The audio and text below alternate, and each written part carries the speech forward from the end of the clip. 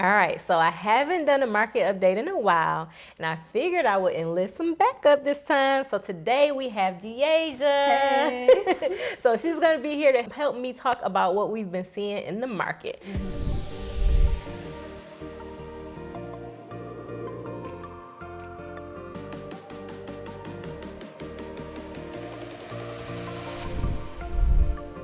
Deasia's been on my team since before she could really even get her real estate license. You know, she was riding around with me and figuring out stuff in the market. So I think it's been about 4 years now, right? Mm-hmm. Yep. 4 years. All right, so just tell me a little bit about what you've been experiencing since you've been in real estate.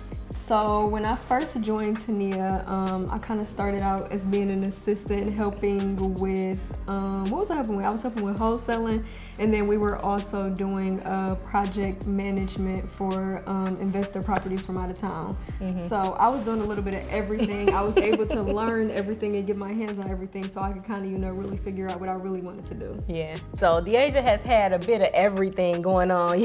She's been my protege for a long time now, so now she's been handling the sellers and the buyers, so she's been a little busy. Mm-hmm. So looking at the inventory, we're still in the seller's market. So it may not seem like it because we have come down from the hottest seller market we've ever been in my history of real estate, for real, so people are kind of wondering what's going on, why are we experiencing this, but really we come into a normal market, and it's really a normal seller's market where houses are staying on the market for 14 to 30 days when they used to stay on the market for about like 2-3 days at the most, so people are like in a frenzy. So we just wanted to come on and let you guys know what's really going on. First, I want to explain a little bit about why we were in such a hot seller's market. What happened was interest rates were at an all-time low, and then inventory was low, so it was a lot of people fighting over houses. Mm-hmm. So now interest rates are at like 7%, which is crazy. So it's taking a lot of the competition out of the market. At the beginning of the year, I think we were at like 3.1% interest rates, right? So it's a huge difference, like over double. So you want to tell them a little bit about what you've been seeing in the market? Okay, so I actually think it's still a seller's market despite what everyone else believes. Yeah. I think that sellers, future sellers, they just need to, adjust their expectations a little bit, right? Mm-hmm. So let's say that I have a listing appointment set and they're like, hey, Dasia, my neighbor's house sold 6 months ago for $220 and they put it on the market for $180. I want the same thing. And I get to their house, and their house compared to their neighbor's house, it's a bedroom difference. It may be, a 2-car garage versus a 1-car garage, just a couple of different things. So number one, like, you can't compare, apples to oranges. Like, the houses have to have the same criteria.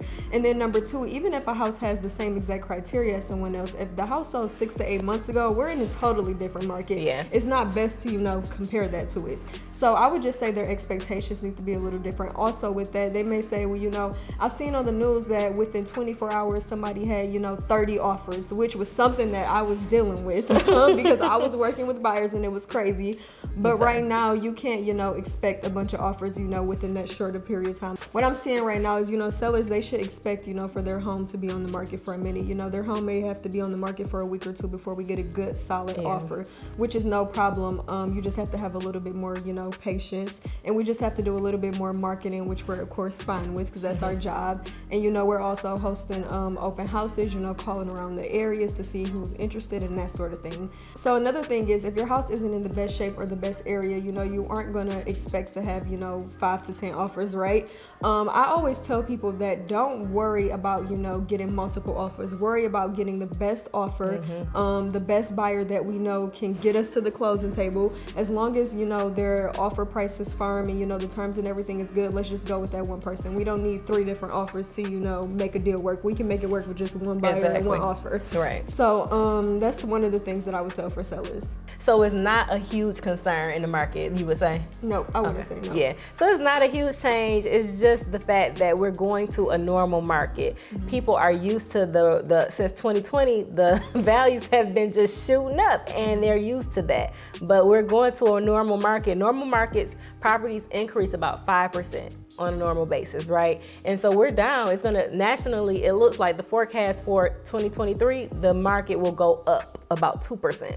And normally it's 5%, right? In the last couple of years, we've been seeing a 13% increase.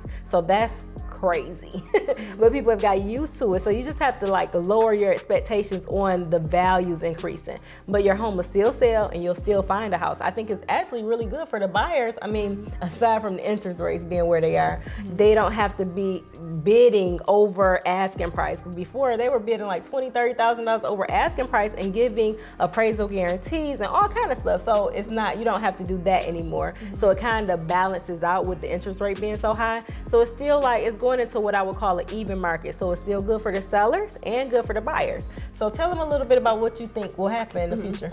So I love what you said, that it's still good for the buyers and it's still good for the sellers, because let's be honest, right now it's good for them both, and it may be good for them both for the next few months, but that isn't going to last forever. Like eventually, you know, the buyers going to be on the higher playing field, just like, you know, the sellers were on the higher playing field, right?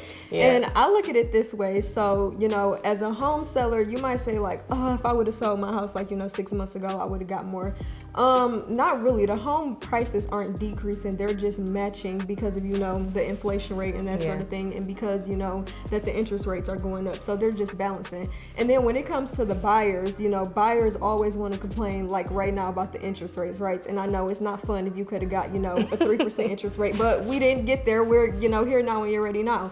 So the thing about that is, instead of, you know, doing that crazy appraisal guarantee of $15,000 to $30,000, you just have a little bit of a higher interest rate, and your monthly payments may be a little more and that sort of thing. But the amazing thing with us going into, you know, more of a buyer's market, on the buyer's side, they can offer something which is called concessions. Right. So what's great about the seller is they aren't lowballing the seller, you know, for the offer price, but they're using, you know, some of that offer price to, you know, help pay with their closing costs or do something like a buy down, you know, for their interest rate or their mortgage rate. So that's the great side for the buyers. I think that was real quick. I think that's really good. Can you tell them a little bit more about what the buy down looks like?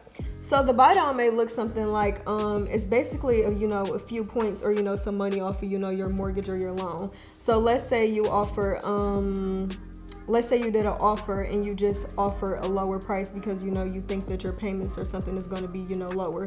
But once you factor in everything, you know, doing a buy down or the concessions, it may actually be cheaper. So let's say the house is on the market for $180. You offer $180, but you tell the seller, hey, I want $10,000 of that to go towards concessions.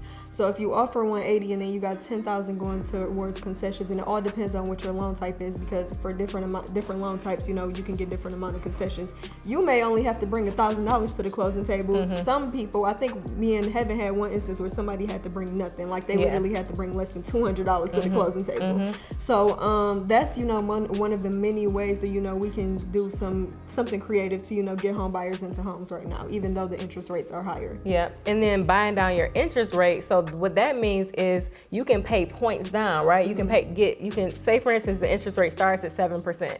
You can say, okay, well, I really want to be at 5.5%. So you're buying 1.5 points down, and that way your interest rate is lower. So if you have the money, since you don't have to, like the agent said, since you don't have to give that huge appraisal guarantee or any money over asking price right now, like most people aren't going over asking price. Am I correct? They're not going over asking price right now. So you can use that money to buy your interest rates down so that you'll still be in an even playing field. You won't be at 3%, but at least you can get probably about 5.5, right? And you know, there's a saying right now called, you know, what is it? I can't remember right now. Just buy the house. What is it? Buy the mortgage, date the rate, or whatever. Buy the house, marry the house, date the mortgage. Right? So right now, you know, you can get in the house. Let's say the house is $200,000, right? And your interest rate is 7%, which is a little high. And let's say 3 years from now, the interest rate dropped to, you know, 4%. You can refinance on that property and get that 4%. So, you know, the interest rate isn't forever. You can definitely refinance, and there's going to be a time where there's going to be a lot of people doing some refinancing at one time. I know a lot of people just did it recently within the last